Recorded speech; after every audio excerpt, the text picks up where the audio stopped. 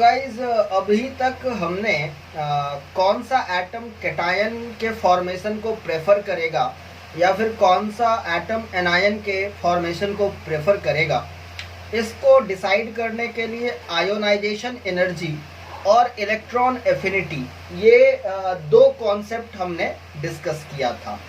But practically या फिर practice में अगर हम लोग बात करें तो ये थोड़े से ट्रबलसम है, थोड़ा सा डिफ़िकल्ट हो जाता है इन कॉन्सेप्ट को प्रैक्टिकली अप्लाई कर पाना। तो इसी चीज़ को थोड़ा सा सिंप्लीफाई करते हुए दो केमिस्ट थे, एक का नाम आप ले लीजिए Linus Pauling. So there was a scientist known as Linus Pauling, and another was Robert Mulliken. इन दोनों ने एक एम्पिरिकल कॉन्सेप्ट डेवलप किया इलेक्ट्रोनेगेटिविटी का, जिससे कि हम लोग ये पता लगा सकते हैं कि कौन सा जो एटम है वो शेयर्ड इलेक्ट्रॉन को अपनी तरफ ज़्यादा अट्रैक्ट करने की कैपेसिटी रखता है। So they have developed an empirical concept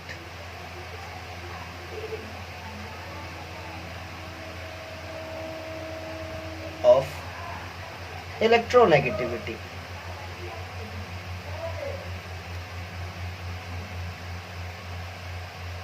Okay, before we go into the deeper discussion of electronegativity, one thing that we must understand and appreciate is this. I just want to say that electronegativity is not a directly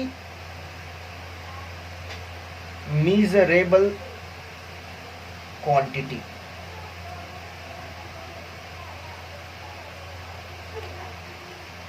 But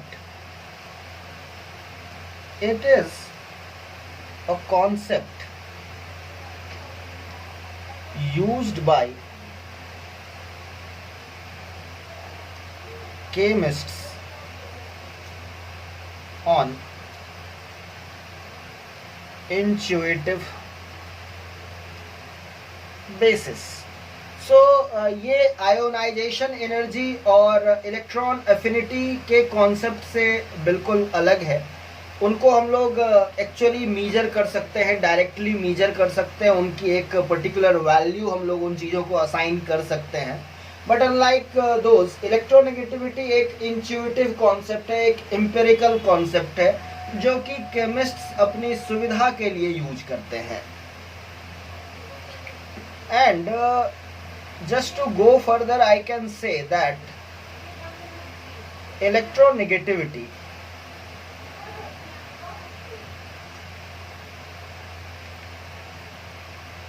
is the attraction of an atom for bonding electrons in a chemical bond.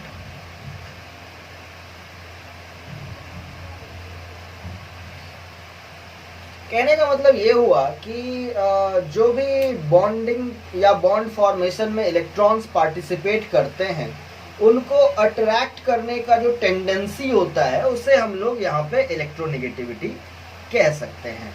So it is simply defined as the measure of the tendency of an atom to attract the electron which bind it with another atom. तो basically जो shared electron या फिर binding electron होता है, उसे कौन सा atom अपनी तरफ ज़्यादा अट्रैक्ट करने की टेंडेंसी रखता है, उसे हम लोग कहते हैं, इस टेंडेंसी के मेजरमेंट को हम लोग कहते हैं इलेक्ट्रोनेगेटिविटी। अब इसको एग्जाम्पल से समझाने के लिए, फॉर एग्जाम्पल अगर मैं बात करूं हाइड्रोजन फ्लोराइड की, HF की, तो इनके बीच का जो बॉन्ड रहता है और जो शेयर्ड इलेक्ट्रॉन होता है इनके बीच का, वो फ्लोरीन के साइड ज़्यादा रहता है। यानी कि अगर हम लोग बात करें इलेक्ट्रॉन क्लाउड की, तो फ्लोरीन की तरफ ये इलेक्ट्रॉन क्लाउड हमें ज़्यादा देखने को मिलेगा as compare to this hydrogen. तो हम लोग यहाँ पे कह सकते हैं कि हाइड्रोजन का जो इलेक्ट्रोनेगेटिविटी है वो लेस है और फ्लोरीन का जो इलेक्ट्रोनेगेटिविटी है वो मोर है। बट वहीं पे अगर हम लोग H2 की बात करें या F2 की बात करें, तो इसमें जो शेयर्ड इलेक्ट्रॉन या बाइंडिंग इलेक्ट्रॉन होगा वो एग्जैक्टली बीच में होगा, क्योंकि दोनों सिमिलर एटम्स हैं। तो दोनों की जो टेंडेंसी रहेगी इस शेयर्ड इलेक्ट्रॉन को अपने तरफ अट्रैक्ट करने की, वो एग्जैक्टली सेम होगी। तो यहाँ पे इस एग्जाम्पल में या इन दोनों एग्जाम्पल में हम लोग कह सकते हैं यहाँ पे हमारे पास नो डिफरेंस इन इलेक्ट्रोनेगेटिविटी है। So there is no difference in electronegativity.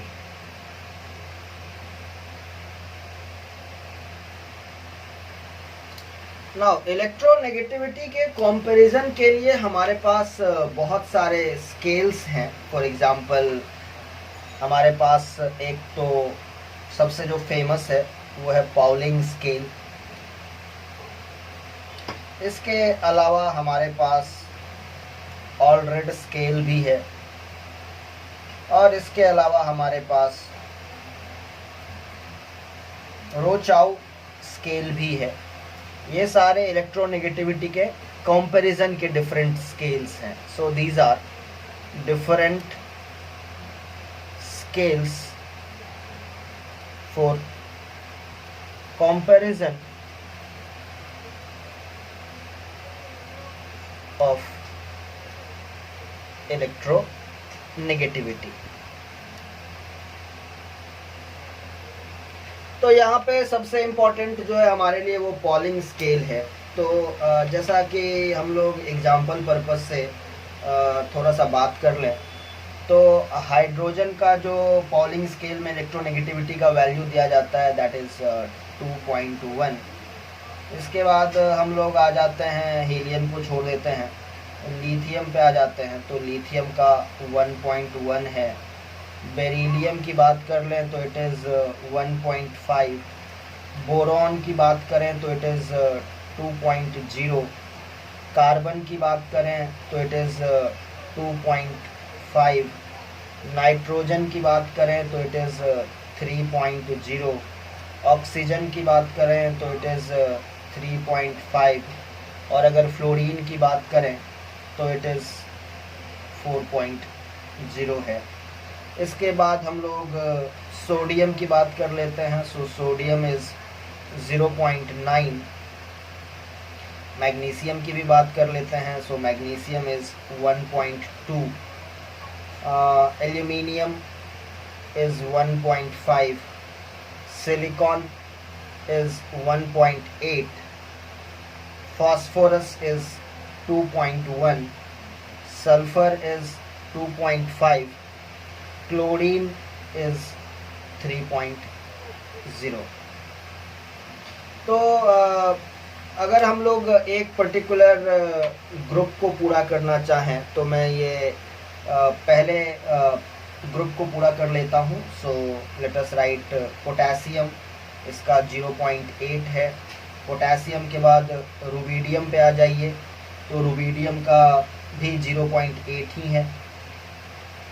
और इसके बाद अगर हम लोग सीजियम की बात कर लें तो it is 0.7।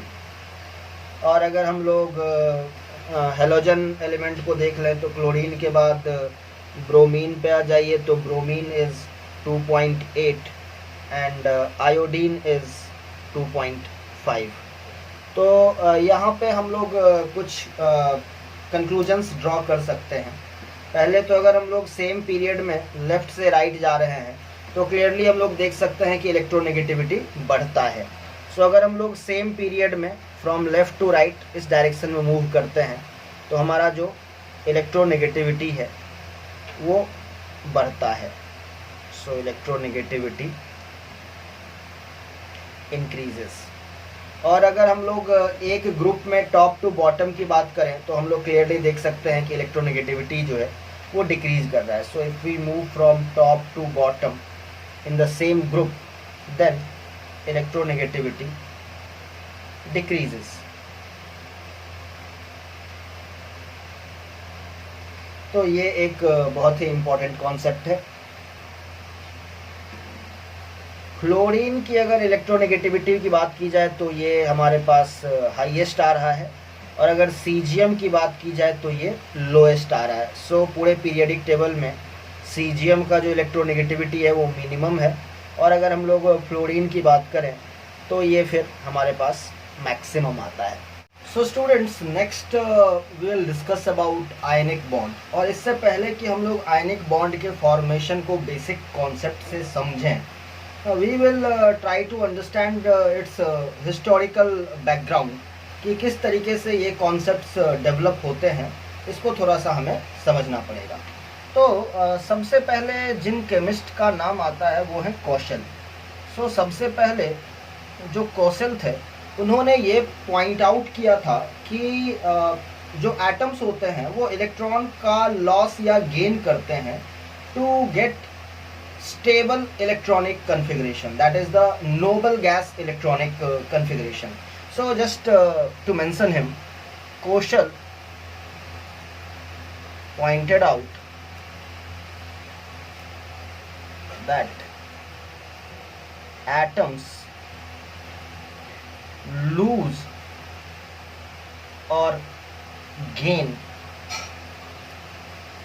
electrons to attain stable, and by stable I mean noble gas electronic configuration.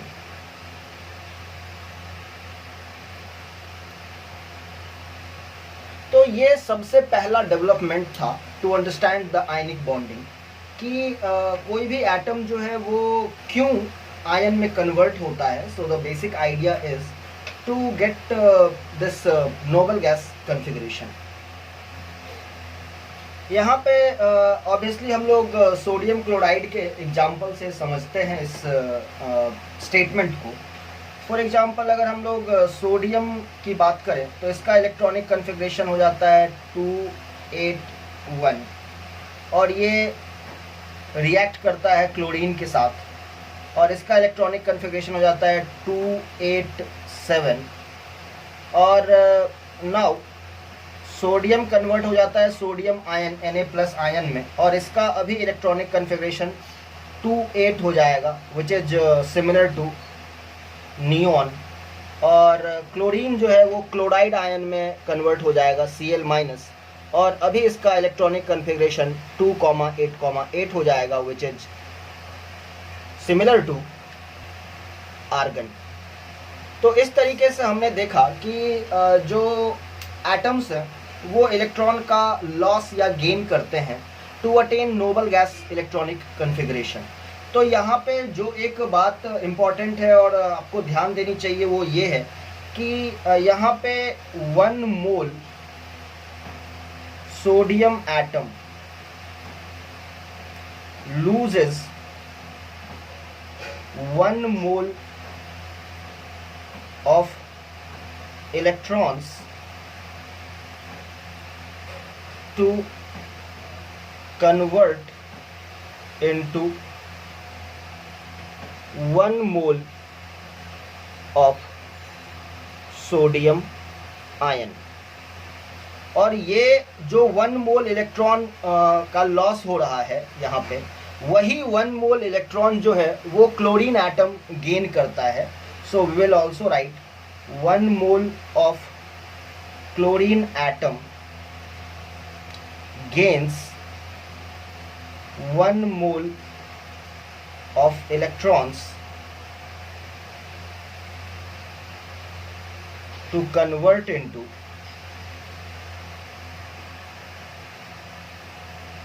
1 mole of chloride ion. And after formation of these cations and anions, These ions are held together by electrostatic or Coulombic attraction force. So ions, I mean to say positive and negative ions, cations and anions, are held together by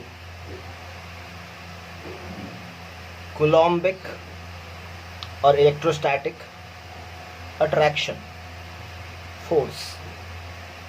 So that is the basic idea behind the formation of ionic bond. ऐसे तो हमने sodium chloride के example से आयनिक bond के formation को समझा है, लेकिन ऐसे बहुत सारे हमारे पास आयनिक बॉन्ड फॉर्म करने वाले सब्सटेंसेस हैं.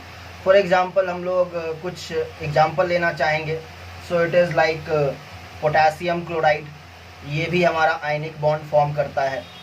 इसके अलावा हम लोग बात कर सकते हैं मैग्नीशियम ऑक्साइड की, ये भी हमारा आयनिक बॉन्ड ही फॉर्म करता है. इसके अलावा हम लोग कैल्शियम फ्लोराइड का एग्जांपल ले सकते हैं. So it is calcium fluoride. इसके अलावा हम लोग सीजियम क्लोराइड का एग्जांपल ले सकते हैं. सो ऑल दीज मटेरियल्स और all these molecules are ionic molecules. They form ionic bond. इन सब में कैटायन और एनायन का फॉर्मेशन होता है और इन सब के बीच में कुलॉम्बिक अट्रैक्शन का जो फोर्स है वो काम करता है. So these are simply the examples of ionic bonds. अभी हमें ये समझना पड़ेगा कि आयनिक बॉन्ड के फॉर्मेशन में कौन से ऐसे फैक्टर हैं जो कि फेवरेबल होते हैं. So to mention I would just like to say that low ionization energy. So this is the low ionization energy for metal.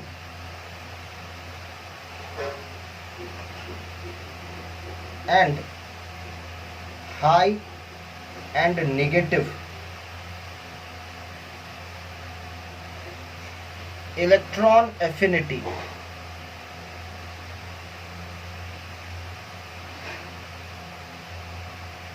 for the non-metal.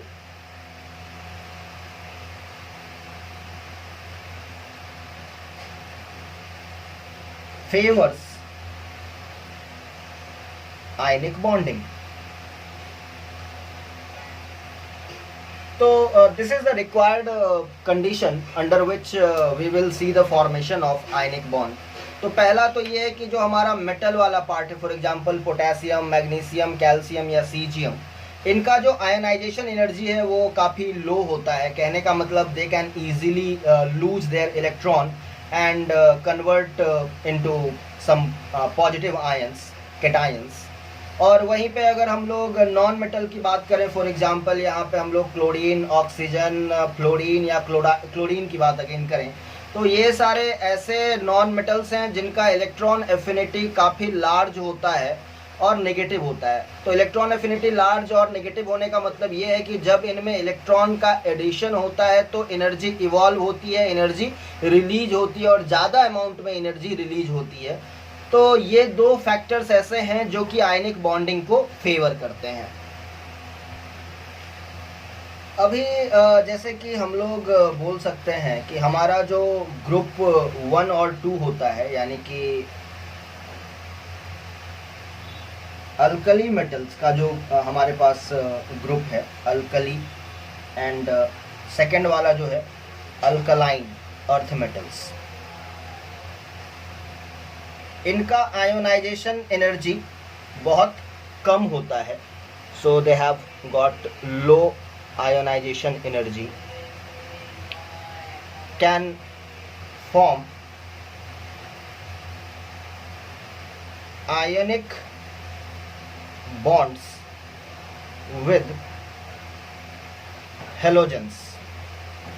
जो हमारा 17th ग्रुप है हेलोजन का, उनके साथ, और इसकी जो इलेक्ट्रॉन एफिनिटी की वैल्यू होती है वो लार्ज और नेगेटिव होती है इलेक्ट्रॉन एफिनिटी की value.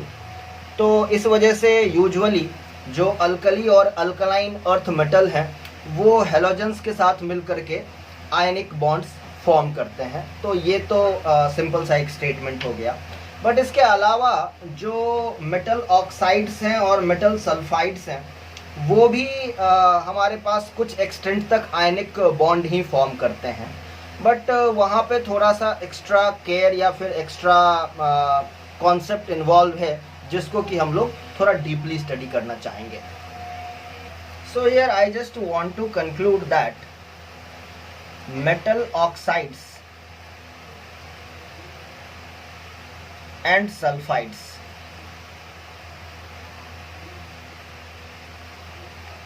form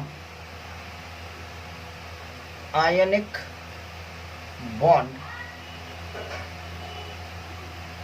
to some extent।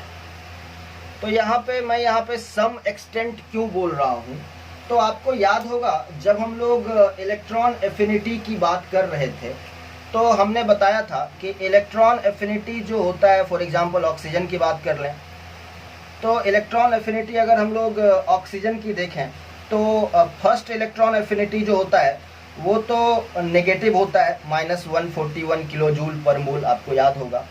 लेकिन अगर हम लोग सेकेंड इलेक्ट्रॉन एफिनिटी की बात करें ऑक्सीजन की, यानी कि O- आयन से एक इलेक्ट्रॉन को और निकालना है, तो यहाँ पे जो इलेक्ट्रॉन एफिनिटी की जो हमारे पास वैल्यू आ जाती है that is +701 kilo joule per मोल हो जाती है। कहने का मतलब है कि अगर हम लोग ऑक्सीजन के 2 इलेक्ट्रॉन को निकालना चाहते हैं तो इस प्रोसेस में हमें एनर्जी सप्लाई करनी पड़ती है, जो हमारा टोटल डेल्टा E होता है, to convert O and we will give 2 electron to convert it into O2 minus। इसके लिए जो टोटल डेल्टा E हो जाता है दैट इज 560। अगर मैं इन दोनों को ऐड करता हूँ then it is 560 kilo joule per mole. तो यहाँ पे जो बात आ रही है वो ये है कि यहाँ पे जैसा हमारा हेलोजन करता है कि उसका जो इलेक्ट्रॉन एफिनिटी का वैल्यू है वो ऑब्वियसली एक लार्ज नेगेटिव नंबर है। जब उसमें हम लोग इलेक्ट्रॉन ऐड करेंगे तो हमारे पास एनर्जी रिलीज होगी and that is required for the formation of ionic bond. लेकिन अगर हम लोग ऑक्साइड्स की बात करें, मेटल ऑक्साइड्स की बात करें, तो ऑक्सीजन में जब 2 इलेक्ट्रॉन का एडिशन होगा तो इस प्रोसेस में एनर्जी रिलीज नहीं होगी, हमें एनर्जी सप्लाई करना पड़ेगा। So it is not very favourable for the formation of ionic bonds. लेकिन फिर भी मैं यहाँ पे बोल रहा हूँ कि मेटल ऑक्साइड और मेटल सल्फाइड, हालांकि सल्फाइड के बारे में भी हमने बात किया था सेम, कि उसका भी जो फर्स्ट इलेक्ट्रॉन एफिनिटी होता है वो तो नेगेटिव होता है, बट जो सेकंड होता है वो बहुत ज़्यादा पॉजिटिव होता है। तो कहने का मतलब है कि हमारा जो ऑक्साइड्स है या फिर सल्फाइड्स है उस आयन के फॉर्मेशन में एनर्जी रिलीज नहीं होती है और इस वजह से ये बहुत ज़्यादा फेवरेबल नहीं है कंडीशन आयनिक बॉन्ड के फॉर्मेशन के लिए। बट फिर भी ये काफ़ी हद तक आयनिक इन नेचर होता है और इसके पीछे का जो रीजन दिया जा सकता है वो कुछ यूं हम लोग कह सकते हैं। वी विल से कि formation of ionic bond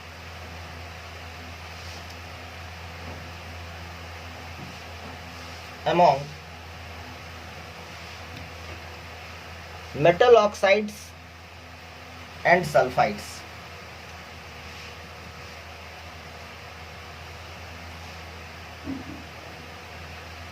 are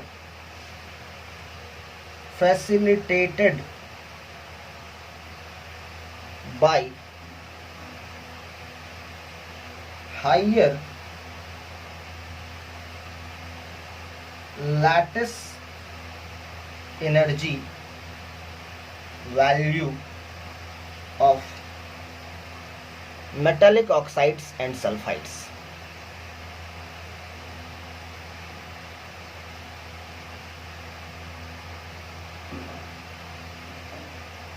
कहने का मतलब है कि जो हमारे मेटेलिक ऑक्साइड्स और मेटेलिक सल्फाइड्स होते हैं, हालांकि उनका जो टोटल इलेक्ट्रॉन एफिनिटी की बात करें दोनों इलेक्ट्रॉन को लेकर के वो तो पॉजिटिव आ जाता है, लेकिन उनका जो लैटिस एनर्जी होता है वो काफ़ी हाई होता है। तो ये जो एनर्जी सप्लाई करना है हमें इलेक्ट्रॉन एडिशन के लिए ऑक्सीजन और सल्फर में, that is compensated by this lattice energy, higher lattice energy value. और lattice energy के बारे में हम लोग डिटेल में थोड़ी देर में पढ़ने वाले हैं. So that is how we can say that formation of metal oxide and metal sulfide takes place.